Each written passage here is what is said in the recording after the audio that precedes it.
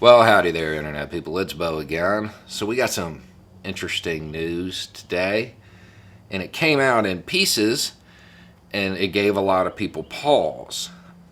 However, the full news story should still give people pause. The first piece of news that came out was hey, the Department of Defense, the U.S. military, they are really open to sending troops to Iraq. Whoa, hang on now. Now, as the story comes out, it's to support NATO's mission there. Now, NATO's mission there, if you don't know what's going on, NATO's mission there is training. Their goal is to get the Iraqi national forces up to par. This is an important mission. It's a good mission. It makes sense. However, I have a question about the strategy. For all intents and purposes, Iraq is an allied nation. Why are we still treating them like irregular indigenous forces out in the field? If our goal is to train the trainer so we can eventually get out, it would make a whole lot more sense to bring their forces, bring their instructors to Benning or Bragg so they can learn, and then send them back. That makes more sense for a whole bunch of different reasons. It's obviously more cost effective to do it that way. But aside from that, war is a continuation of politics by other means. If the politics are trying to get out of the Middle East, if our foreign policy is trying to withdraw from the Middle East, perhaps it's not a good idea to send our troops there. U.S. foreign policy as it stands right now is trying to not play into the Shia-Sunni divide. That's a good move. It makes sense.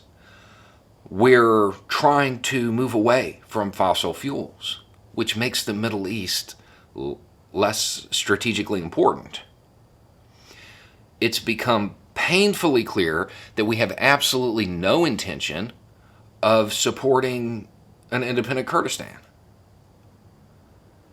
And we are actively working to achieve a good deal with Iran concerning their weapons development. Perhaps sending U.S. troops there to Iraq to basically act as a lightning rod for every non-state actor in the region isn't a good idea. This is giving them a target to provoke the United States. It doesn't make sense on any level. If the goal is training, if we are going there to train the trainer, we can bring them here. We do it with other nations. Yes, historically, we've done it there. We didn't have a choice because we weren't training the trainer, we were training the average person who was walking out there to fight. That's not what's happening anymore. It is more cost effective to bring them here. And it's safer for everybody involved. And if the idea is to get Iraq to the point where it can stand on its own, it's probably counterproductive to have a bunch of European forces there or U.S. forces there propping them up, because that's the appearance. Yes, if you actually pay attention to what's going on, it's training. It's training. Yeah, that's true. But is that the perception?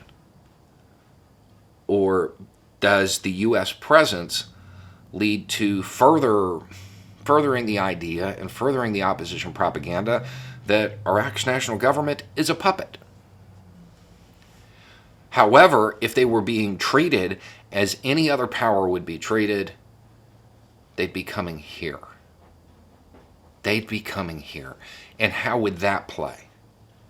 Being treated as an equal.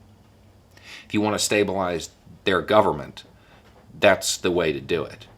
When our goal is to extract ourselves from the Middle East, we probably shouldn't be knowingly and willingly putting ourselves in a position to be drawn back into it.